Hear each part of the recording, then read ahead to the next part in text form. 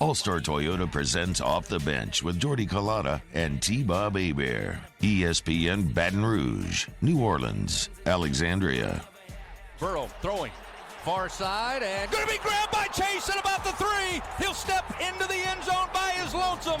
Touchdown, Tigers! We had Joe Burrow on a couple of weeks ago. Wow, what a good kid. He really prepared well, didn't he? He talked about the freedom you gave him. You know, in other words, he had a game plan or whatever, but you and Steve allowed him the ability to adapt. Is that something you've always done, or something that you saw in Joe that you thought that he could do that at a high level? Burrow in the shotgun. Clyde Edwards-Helaire on a wing to his right. Working from the far side hash, they'll send out 3 receivers to the left. Snap called for. Belt high. Burrow has it. Late pressure comes. Throws right in the middle of the end zone. Wide open. Thad Moss. Touchdown LSU. Coach, we had during his recruiting visit, we had I guess it was a 2.5 to 3 hour meeting. We dissected some football plays. There were 6 people in that room, including me. When I left that room, I told somebody, I said, you know who's the smartest person in that room? Joe Burrow. He just had a high IQ for football. We knew it. And the more he wanted, the more we gave him. I practically gave him the leadership of the team and trusted him in it. Snap back. Joe has it. Looks, launches towards the end zone, adjusting. Terrace Marshall goes up, pulls it down. Touchdown, LSU. 24-yard touchdown pass. Add another to Joe Burrow. The man, the myth, the legend. The statue. BDJ. Joe Burrow, the national champ, and the man, number 1 pick in the NFL draft next week, Heisman Trophy winner, national champ for LSU, and joining us this morning on Off the Bench. I recruited this as it was going to be the last time that you would be able to spend some time with just you and the people of Louisiana.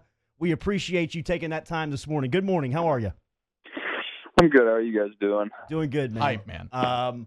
Couple of days after you guys won the national championship in New Orleans, I was speaking to a room down there, a quarterback club, and somebody said, Jordy, described Burrow's greatness. I said, you want to know how great Joe Burrow is? He got Derek Ponamsky inducted into a Hall of Fame, into the St. Bernard Parish Hall of Fame for what you guys accomplished last year. You may be the only dude in LSU football who can explain this. What does Ponamsky do? Ponamsky just gets things done when you need them to be done. And he's very, very good at his job. He if you need anything, you need to, relay something to Coach O. If you need someone's phone number, if you need, just anything done, you call Ponamsky and he gets it done. That's a great answer. I think that Ponamsky would love that. Hell yeah, man.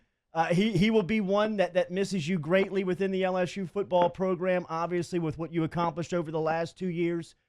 Your dad has been here. Your brothers have been here. Your mom has stopped by here and told the stories of how you got to LSU and the experience in Baton Rouge.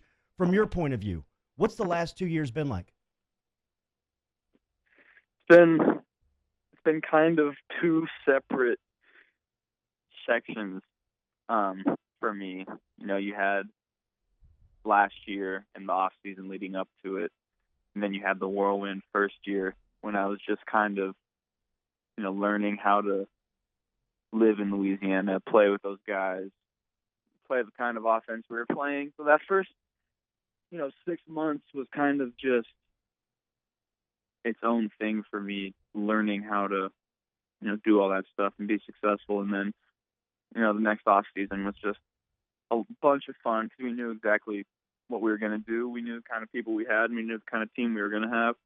So that, the last, 8 to 10 months, starting back last January, was just a lot of fun because we knew exactly what was going to happen.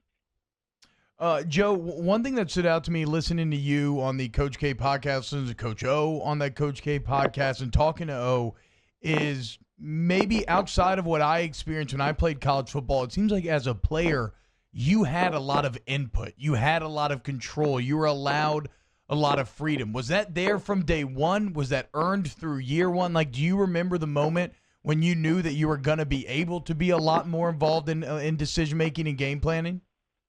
Yeah, that was earned through year one. That doesn't have to start out that way. And I earned that trust towards the end of my junior season, and then throughout the off season going into my senior year. And it's not usually like that everywhere, no matter what kind of player you have at quarterback. So that made me feel really good about the direction that we were headed and about the kind of year that we were going to have. I'm super confident in what I can do and my ideas and abilities. And so when they started, taking that into account and putting, plays that I thought up of into the game plan, it means a lot, because that just doesn't happen everywhere. Joe, not a favorite play from a game this season or last year. Explain your favorite play that you guys called, and maybe explain what you were going through when you call it and what you were looking for on the field, because you guys were so dynamic. It seemed like whatever you guys dialed up was going to work last season. What was your favorite go-to play? So we called it Giant, and it's a post from Jamar at the X, over route from Justin at the F, and then a deep dig from Terrace at the Z, with Clyde in the flat to the field and Thaddeus in the flat to the boundary. Oh, the weapons. Yeah. Yeah, you could say that. I mean, we had five guys that are going to be playing in the NFL for a long time. So explain the play. So I'm looking for that. I'm free safety to see if he takes the post. If he doesn't take the post, then I'm going over. And then if the nickel runs with the over, that opens up a window for the dig. And then if the Mike gets under the dig, then nobody's on the back in the flat to the field. Or if the Will tracks back and gets in the window for the dig, then I got Thaddeus in the flat to the boundary. So it just gives me a bunch of different options, and they can't cover it all, no matter what they do or what coverage they have. The number one pick in the draft, Joe Burrow, joining us here on Off the Bench, ESPN New Orleans, Baton Rouge, and Alexandria. If you want to know what the type of quick decision-making that these guys have to make, and Joe, you mentioned it on that K podcast, but the only way to feel confident going into games is to have that full-out preparation where you've left no stone unturned. You can just relate things out your mind like you're doing right now. Hearing your workload sounds insane, whether it was getting the team up for Saturday morning practices, constantly being up in that building watching film. Where does that motivation come from to just be committed 24/7? Because just most people, we just don't have it. Yeah, I mean the motivation to win a national championship is a little different than just getting up on a Tuesday morning. When you have that goal at the end of the tunnel, it's pretty easy. And we had a lot of great guys who understood what it took to get to that point. And the older guys on the team taught that to the younger guys, and I think the younger guys understand it now and are going to continue that tradition. But guys like Clyde, Caleb, Lloyd, Grant, Pete Patrick, Jacob Phillips. As leaders of the team, we understood what we had to do to do what we did, and so that's it wasn't hard to get up at 9 o'clock on a Saturday to just come spend an hour and a half with you guys and get a lot better. And that's really those days were the days that we I think took the next step, because there were no coaches anywhere. Nobody was watching anything. It was just us talking through how we thought of each play. And, we were all on the same page at all positions of the field because of that. Wow.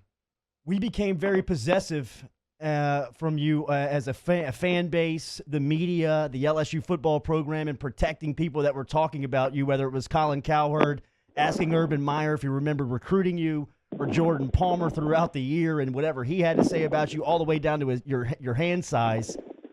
We would get on the air and defend that the Mondays after. I wonder, do you hear that stuff? Does that stuff motivate you? Of course I hear it. Can you help us get Jordan? Can you help us get Jordan Rodgers on the show? Because he won't return our text. I don't necessarily have a relationship with Jordan Rodgers, so I can't help you with that one. I believe it. But yeah, I mean, you hear that stuff, but it's those people's job to have an opinion about you. Talking Whether you have a do what you did all throughout the year and they still have an opinion, or you play like garbage and then they have another opinion. So that's what they get paid to do. I get paid to play football. Yeah, and you're about to make Cash a lot, in. man. Talking to Joe Burrow here on Off the Bench. Joe, I want to go back to your Heisman speech and not just the Athens food angle, which is unbelievable, and which the reaction to has just been phenomenal. But I want to talk. You made a point of mentioning afterwards that you were upset that you left out Clyde. We'll give you the stage here. What did Clyde mean to you, your success, and the team's success this year? Clyde was my best friend on the team. We spent a lot of time together and became really, really close. And we were kind of a calming presence in the backfield for each other. We never took ourselves too seriously. We both always understood, the job at hand on each in particular play.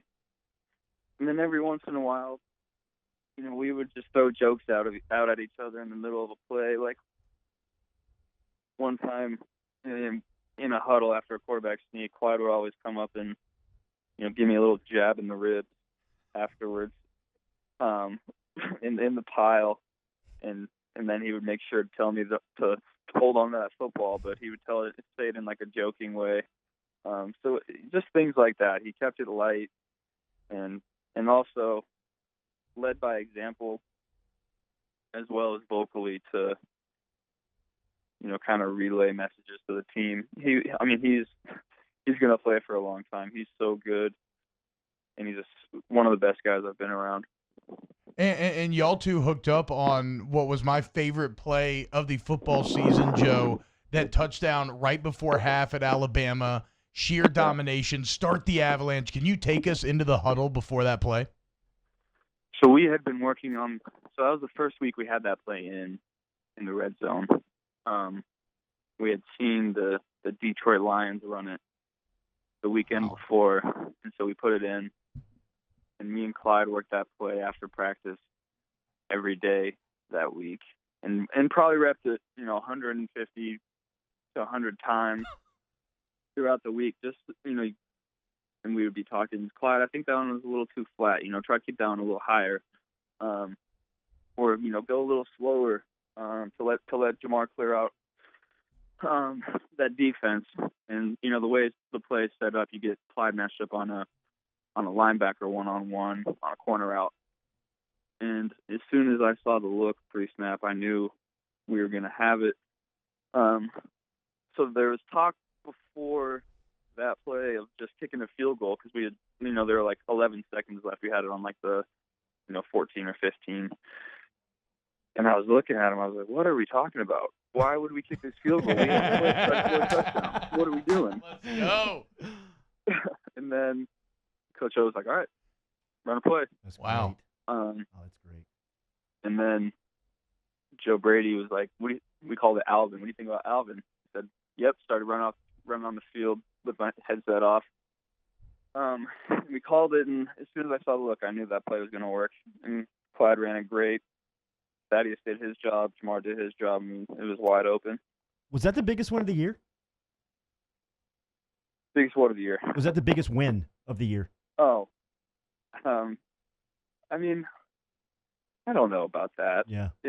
We had a lot of big wins. We had 7 top 10 wins. That was, it was after let's just say this. After we won that game, nobody was beating us. Right. Yeah. Yeah, you could get that feeling. The Heisman, you're going to have to kill us. It was great. That came true. Can you explain what it's like to have 100,000 people raining down love on you? Can you explain what senior night was like for you running out of that chute? It was super special for me. And I knew it was kind of, I didn't think it was going to be crazy like it was. But with the jersey that I did, I wanted to, it was just my way of saying thank you to LSU, Louisiana, all the people involved. So I just wanted to find some way to, recognize everyone in the state, and I think, it got the job done. You last year when we talked to you going into the season, we talked to you last July when you left the Manning Passing Academy, and we asked you about the NCAA, and you really got going, man. And Ponamsky even texted, was like, "Bro, chill, don't get him going on that. I don't want him to be the face of this." But the Burrow jersey, the EAUX, that will be able to sell, and you will be able to merchandise that forever in this state. Have you looked into the image and likeness stuff? I know that you're kind of on the back end of it, but you'll be able to kind of collect on that for a long time. Have you started down that road?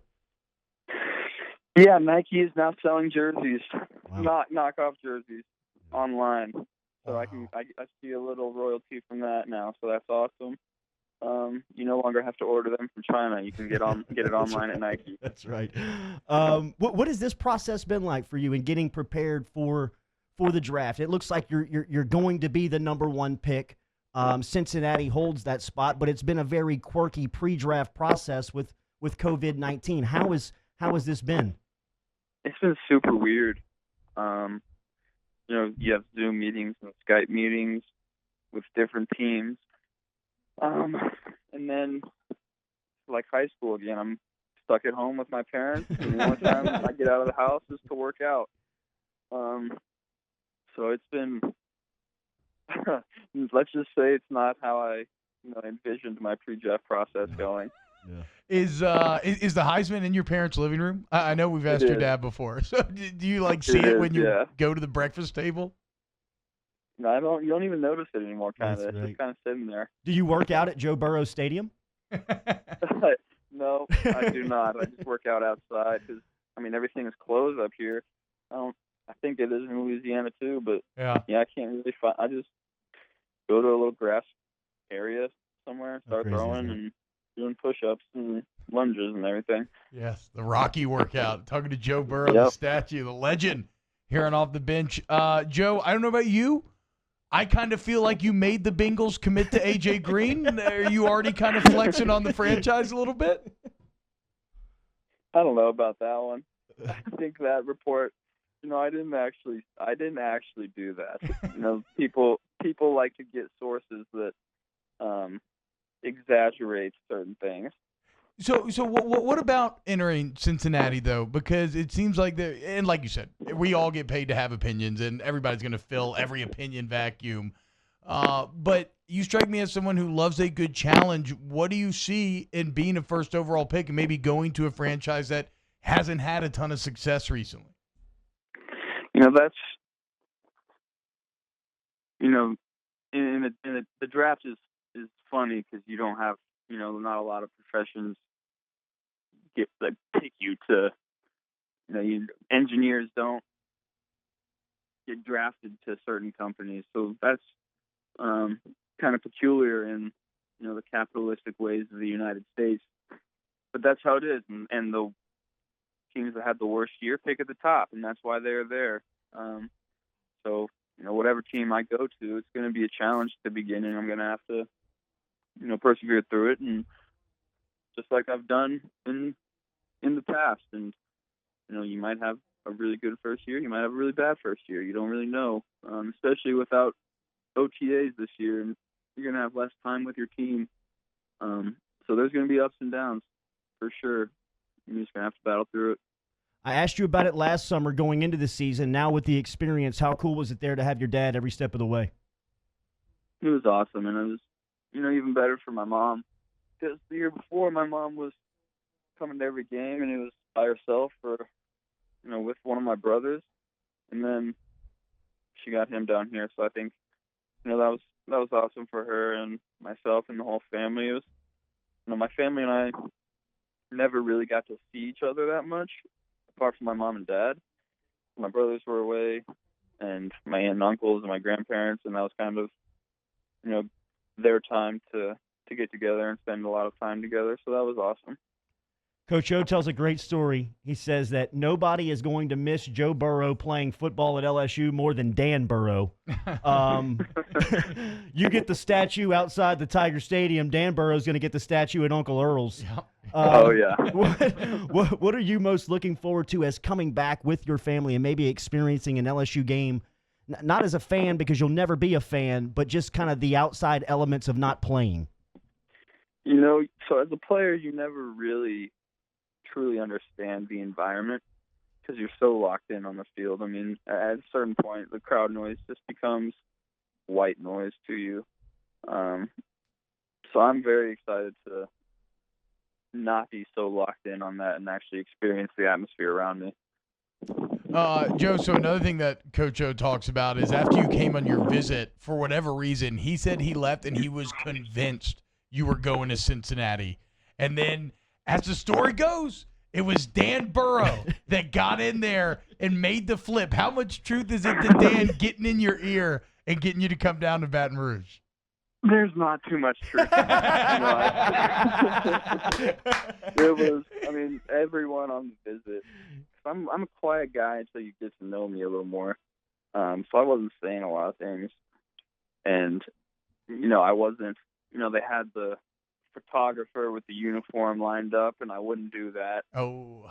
And they were like, what's going on with this guy? And my mom asked me why I didn't want to do it, and I was like, I'm 21 years old. I'm a graduate transfer. I've already worn a jersey for 3 years. I don't need to take pictures in this uniform. It's just going to make me sweaty and not very comfortable the rest of the day. So I didn't do that. I didn't do, any of like the high school recruiting stuff that, they wanted, that they had out for me, which, is probably awesome for 17, 16-year-olds, but not for a 21-year-old. I just didn't really want to do it. Yeah. And I think they didn't think that, I think they thought that meant I wasn't coming there. But, I think that in the back of my mind, I always knew that, I wanted to try to do what we did last year. And, none of the other places that, were recruiting me had that option.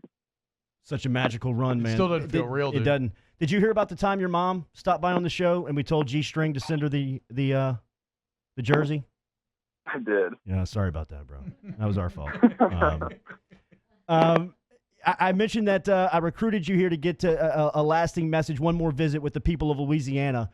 I'd imagine that you mean, what you mean to the state as, one of their most favorite sons, somebody that's going to walk away here with a statue and probably the most popular LSU football player of all time.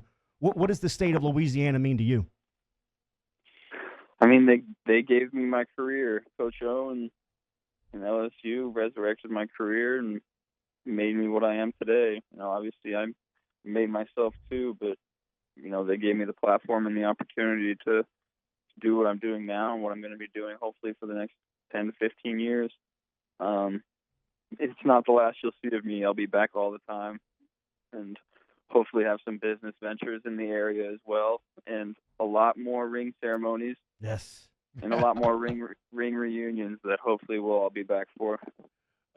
Joe, your life has just changed so much in the past year. You're now world famous. You got guys like Coach K bringing you on the pod to talk and just being like really impressed with you, and Shaq. What's been the moment that stood out most to you as like, wow, I can't believe this is me? So we were in Miami for the Super Bowl, and we went out one night. And there's just, you go to your little VIP area, and there's just people that who you know of everywhere. Odell, Saquon, G-Eazy, Maverick Carter. Wow.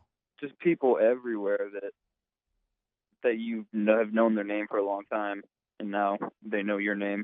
And then we're, at another event that weekend, and I was sitting there with Coach Meyer was there, and my buddy Sam Hubbard, who's with the Bengals now, and we were sitting together, and just people who you never thought in the world would know your name coming up and introducing themselves. And it's been crazy since the end of the year. Wow. What did Meyer say to you when you saw him?